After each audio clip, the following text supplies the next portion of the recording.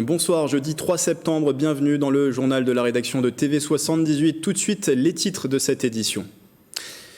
Le parti Les Républicains fait sa rentrée demain dans les Yvelines, 2 jours d'échange et de table ronde au Port-Marly avec une volonté affichée, le rassemblement. Un rendez-vous placé aussi sous le signe de la jeunesse, l'occasion d'évoquer l'engagement militant dans le département. Le réseau des Skibus, vous allez le voir dans un instant, qui a fait également sa rentrée avec le passage aux horaires d'hiver depuis le 31 août. Des nouveautés aussi pour les lignes, plus de desserts, des courses supplémentaires ou encore des accès renforcés pour les personnes à mobilité réduite. Le point à suivre. Et puis à Versailles, exit le mois Molière en juin dernier en raison de la Covid-19. À la place, le festival Plaisir d'été a débuté dans la Cité Royale depuis le 25 août. 13 jours autour du théâtre et de la musique. Mais avant de développer ces titres, le déplacement cet après-midi de Florence Parly dans les Yvelines. La ministre des Armées s'est rendue au lycée militaire de Saint-Cyr-l'École, accompagnée de la ministre déléguée Geneviève Darrieussecq. Elles ont visité les locaux où sont accueillis les élèves en cette semaine de rentrée. L'établissement qui, pour rappel, est en pleine phase de travaux de modernisation. Et puisqu'on parle de rentrée, la carte scolaire des Yvelines a été arrêtée. À retenir 31 ouvertures et 6 fermetures de classes dans le département. Et décision prise suite à un groupe de travail entre le directeur académique et les organisations syndicales.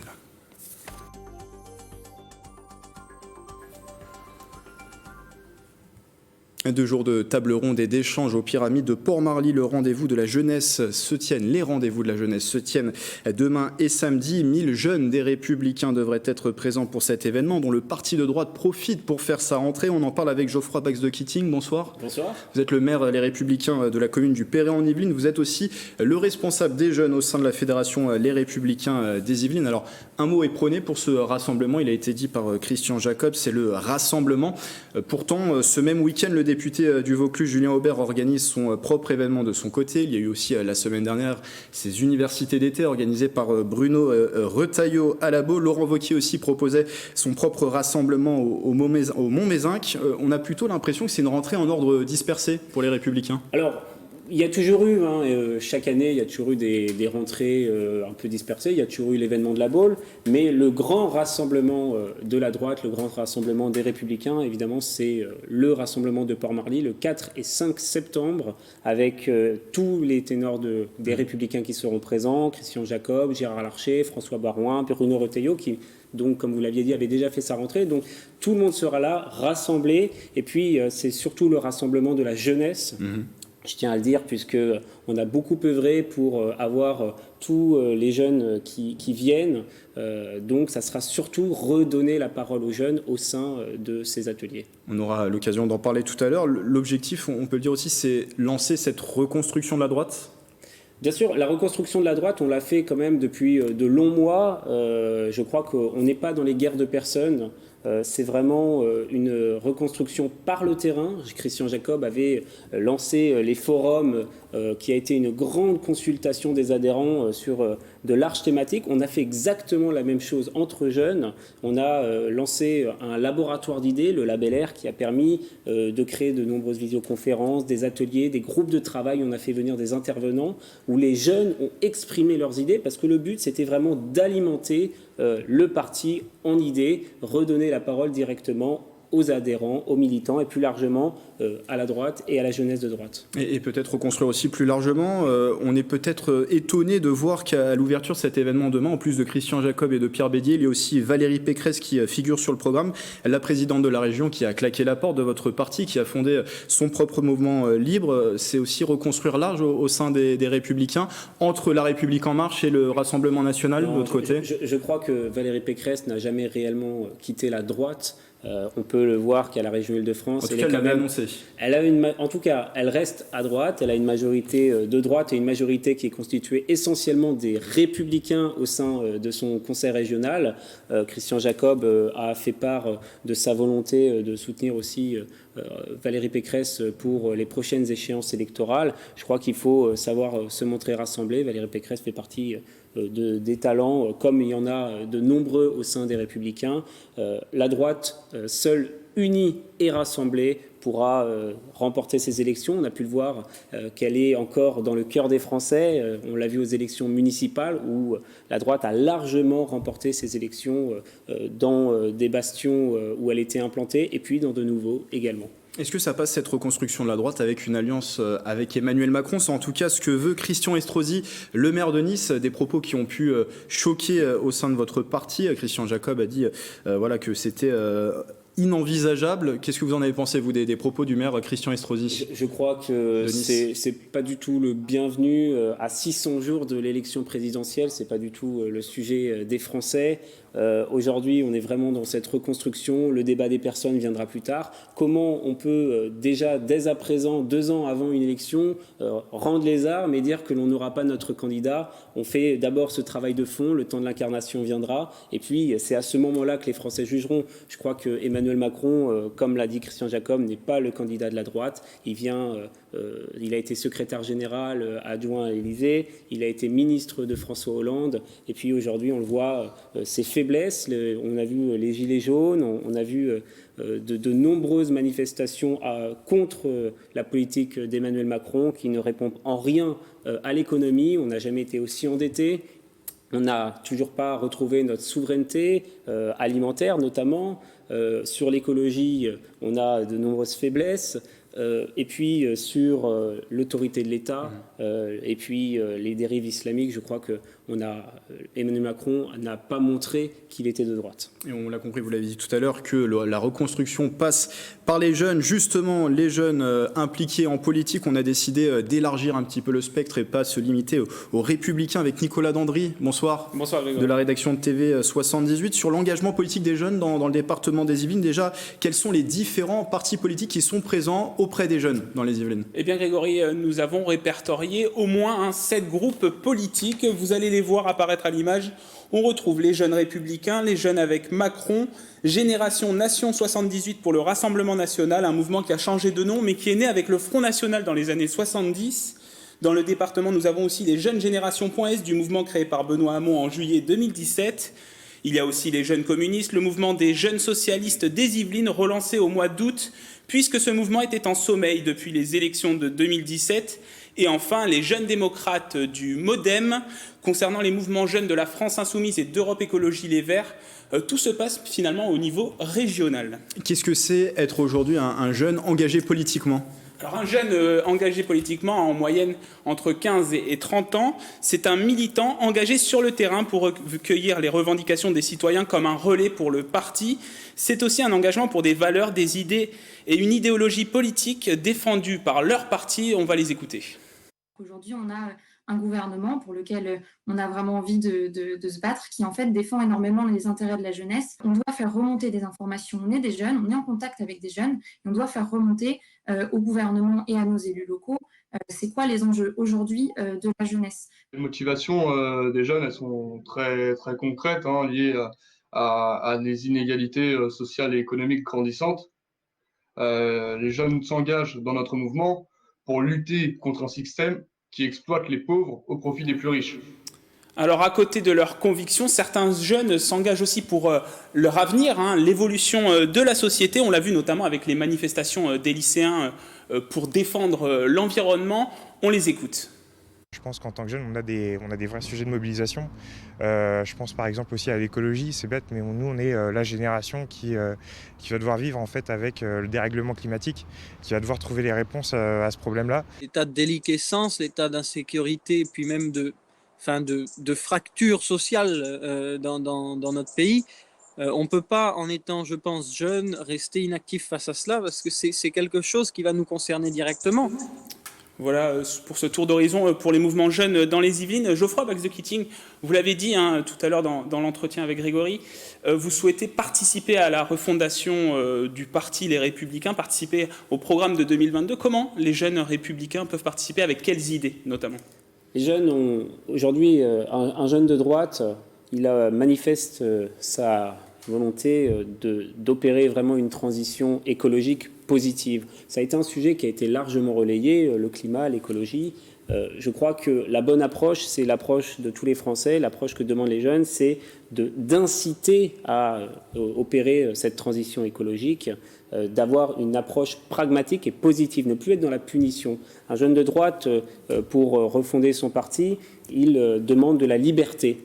Il demande qu'on ait plus de liberté individuelle. Il demande également de la réussite, qu'on l'aide à réussir, pas qu'on nivelle par le bas, mais qu'on lui donne les moyens de cette réussite. Il croit en la méritocratie, il croit au travail, il croit en l'ascenseur social.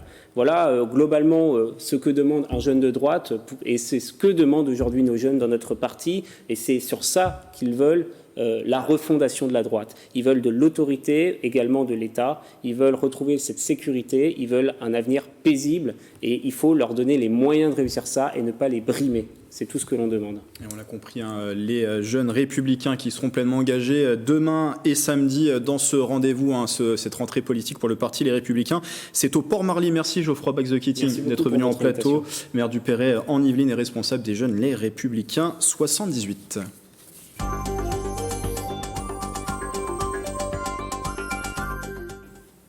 Politique toujours avec une élection législative partielle en vue. Le 20 septembre, les électeurs de la 11e circonscription des Yvelines sont appelés à élire leur nouveau député. Suite à la démission de Nadia Hay, de nombreux candidats se présentent au scrutin et Lutte ouvrière a choisi Patrick Planck, déjà en lice pour les municipales dans la ville de Trappes, Mélanie Poquet et Éléonore Sinoquet. Engagé depuis 35 ans, Patrick Planck est le candidat de Lutte ouvrière pour la 11e circonscription des Yvelines. Ouvrier de maintenance SNCF de 52 ans, il tentera de prendre la suite de Nadia Hay, démissionnaire après sa nomination au sein du gouvernement. Ce qui manque aujourd'hui, c'est un parti des travailleurs. Ce qui manque aujourd'hui, c'est une organisation des travailleurs qui défendent ce point de vue et qui organise à l'échelle d'un quartier, à l'échelle d'une usine, à l'échelle d'un atelier, la population laborieuse et qui défendent ce point de vue-là. Et moi, c'est pour ça que je fais de la politique depuis très longtemps. Suppléant lors du scrutin de 2017, il se porte candidat à la municipale de Trappes de 2020 où il obtient 3% des voix à l'issue du premier tour. Dans cette campagne, il souhaite porter le message et la voix des travailleurs. Nous, ce qu'on a toujours dénoncé dans nos campagnes et dans notre activité militante, c'est de dire oui, aujourd'hui le capitalisme il est réellement responsable de cette situation et c'est bien à ça qu'on s'attaque aujourd'hui et c'est ça qu'on veut défendre en défendant le point de vue des travailleurs. Pour ce scrutin, la gauche part divisée. Sandrine Grandgomme pour Génération et Valérie Froberger pour la France Insoumise se sont déclarées. Dans le reste de l'actualité, en bref, une vaste campagne de dépistage au Covid-19 pour les salariés des entreprises. Elle est organisée en début de semaine prochaine au Vélodrome national de Saint-Quentin en Yvelines. 3000 tests PCR gratuits et anonymes seront réalisés sur place par une équipe de l'assistance publique Hôpitaux de Paris. Les chefs d'entreprise sont invités à se préinscrire sur le site internet de Saint-Quentin en Yvelines, inscrire leurs collaborateurs pour faciliter les démarches. Une vague de mutilation vise les chevaux en ce moment dans toute la France et dans les Yvelines. Des attaques cruelles qui ont ciblé aussi d'autres animaux. Dans la nuit du 13 au 14 mai dernier, Noisette, une vache laitière de la ferme de Galy à Saint-Cyr-l'École, avait été égorgée et dépecée.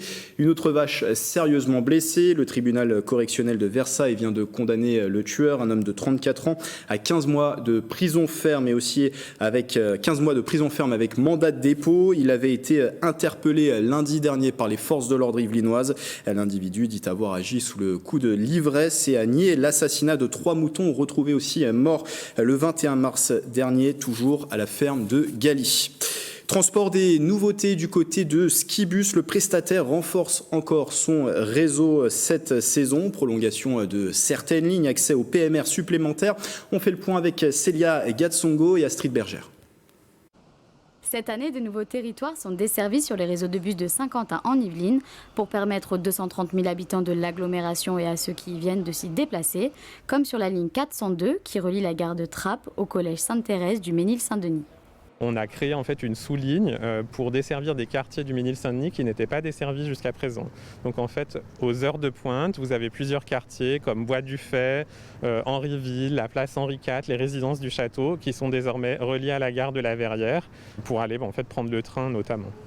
La ligne 415, elle, qui part de la place du Ménil au Ménil-Saint-Denis, est prolongée jusqu'au quartier de la Croix-Bonnet à Bois d'Arcy de façon permanente, alors qu'elle était uniquement aux heures de pointe. C'était d'abord une demande de la CA de Versailles Grand Parc. Par ailleurs, en fait, la Croix-Bonnet, c'est un quartier qui se développe. Il y a de plus en plus d'habitants, il y a de plus en plus d'emplois. Donc il est logique d'accompagner justement l'évolution des besoins. Et pour faire face à l'afflux de personnes, des courses supplémentaires ont été ajoutées aux heures de pointe sur la 422. Cette ligne ainsi que 7 autres bénéficient désormais aussi d'un accès pour les personnes à mobilité réduite. Au total, sur les 90 lignes de bus présentes sur le réseau, 35 sont accessibles. Dans l'agenda du week-end, ce match de football caritatif dimanche à Poissy, le Variété Club de France affronte une équipe de soignants de l'hôpital Poissy-Saint-Germain-en-Laye. Coup d'envoi à 15h au stade Léo Lagrange de Poissy. Côté variété sont annoncés d'anciennes gloires du football, Bichente Lizarazu, Christian Carambeu, Robert Pires ou encore Arsène Wenger. Yannick Noah devrait être également de la partie. Les fonds récoltés pour ce match iront à la Fondation Hôpitaux de Paris, Hôpitaux de France. Toujours du football et toujours à Poissy, on jouait ce mercredi soir, la 3e journée de National 2 en football. C'est la 4e division nationale. Au programme, un derby yvelinois entre Poissy et Versailles. 2 équipes qui ont besoin de points en ce début de championnat. Le résumé de la rencontre, Mickaël Elmidoro. Dès les premières minutes, le ton est donné au stade Léo Lagrange. Ce derby de National 2 entre Poissy et Versailles sera engagé sous les yeux des 300 spectateurs. Malgré une belle frappe en début de match des joueurs pissiaquais, ce sont les visiteurs qui dominent cette première période. Sans réussite, 0-0 à la pause. On a eu souvent la possession du ballon. C'était assez cohérent dans ce qu'on faisait, dans tout ce qui concerne le milieu de terrain. Mais à l'approche du but, on n'a pas spécialement été très dangereux. Notre approche, c'est d'avoir ne pas avoir réussi à convertir. Je pense qu'on est tellement stressé de ne pas prendre 2 points qu'on reste crispé dans notre camp et qu'on balance tout. Au retour des vestiaires, Poissy se reprend. Les bleus et jaunes sont proches de marquer à plusieurs reprises. Mais les joueurs manquent de réalisme et auraient pu se faire surprendre en fin de match, comme sur ce dernier coup franc à l'entrée de la surface de réparation. Le tir passe au-dessus de la transversale, score final 0-0. On a plus d'occasions franches. Eux, c'est quelques coups d'éclat qu'ils ont, mais nous, c'est des occasions franches. Donc je pense que nous, on doit l'emporter. D'un côté, on est déçus parce qu'on rate beaucoup d'occasions franches. Et d'un autre côté, satisfait parce qu'on prend le premier point. On a souffert. Et puis après, c'est les situations que nous avons eues, sur des situations d'attaque rapide. On a eu quand même 2-3 approches sans avoir réellement une occasion très franche, mais on aurait pu éventuellement convertir sur une des occasions mieux négociées. Après cette rencontre, Poissy pointe à la dernière place du classement de National 2, Versailles de son côté 7e du championnat. Culture et cette mauvaise nouvelle du côté de Coignères. La saison culturelle 2020-2021 est suspendue jusqu'au 31 décembre. Une décision de la mairie en raison de la dégradation du contexte sanitaire, annonce la mairie dans un communiqué. À la place, le théâtre Alphonse Daudet proposera des rendez-vous d'1 heure dans un cadre sanitaire sécurisé. Les activités associatives et les ateliers sont également maintenus pour l'heure. Pour refermer ce journal, 13 jours de théâtre et de musique à Versailles, c'est ce que propose le nouveau festival Plaisir d'été. La manifestation remplace le traditionnel Mois Molière, annulé en juin dernier. Depuis le 25 août, artistes en résidence et talents se succèdent sur la scène extérieure. Le reportage de Justine Brasier et Nicolas Dandry. Le trou de mémoire. Le trou de mémoire est une araignée suceuse de cervelle qui ne connaît qu'une seule technique de chasse. La surprise. Si traditionnellement le mois Molière a lieu en juin, cette année la manifestation a dû être annulée en raison de la Covid-19. Pour pallier l'impact culturel et mettre à l'honneur les artistes, le maire de la ville a mis en place un nouveau festival, Plaisir d'été. Il y a eu un vrai malaise à l'idée de se dire que tous ces professionnels du spectacle ne pouvaient plus travailler. Il faut être conscient tout de même que depuis donc le mois de mars, ils ne travaillent plus. Et je crois que dans ces moments de grande difficulté, de tension, c'est important de maintenir une vie culturelle. Une bonne nouvelle pour le public versaillais qui permet de renouer avec les artistes et le monde du spectacle. C'est ce qui m'a le plus manqué pendant toute cette période de confinement et déconfinement. Et le fait qu'on ait ce cadeau-là fin août et début septembre, avec des spectacles de plein air, c'est vraiment un très grand plaisir et c'est très important pour moi. Au mois de juin, d'habitude, il y a du théâtre et des festivités que j'aime beaucoup. Et là, ce plaisir d'été, plaisir de fin d'été est pour moi un vrai plaisir. Si le monde culturel a été fortement impacté par la crise sanitaire, le virus peut devenir une force pour le monde du théâtre. C'est ce qu'explique Christophe Barbier, metteur en scène du spectacle Le Tour du théâtre en 80 minutes. C'est un grand plaisir de retrouver les spectateurs, même masqués, c'est pas un problème. C'est un grand plaisir de montrer que le théâtre est plus fort que le virus, plus fort que l'épidémie, de montrer même que le théâtre peut participer d'une sorte de lutte, de thérapie contre l'épidémie et toutes les peurs qu'il y a autour. Le festival Plaisir d'été a lieu jusqu'au 6 septembre. Programme et réservation sur le site festivalplaisirdété.fr. C'est la fin de ce journal. Merci de votre fidélité. On se retrouve dès lundi pour une nouvelle édition. Belle soirée sur TV78.